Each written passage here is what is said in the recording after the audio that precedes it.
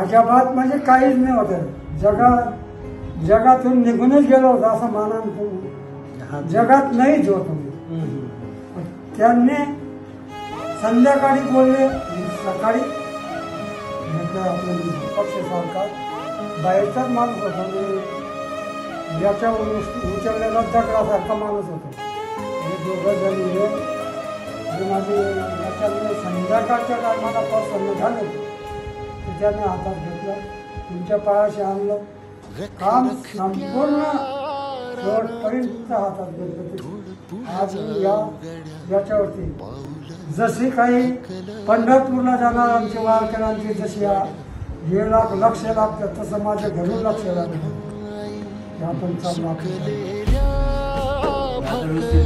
एकदम व्यवस्थित, एकदम व्यवस्थित. पाऊल थकलं नाही.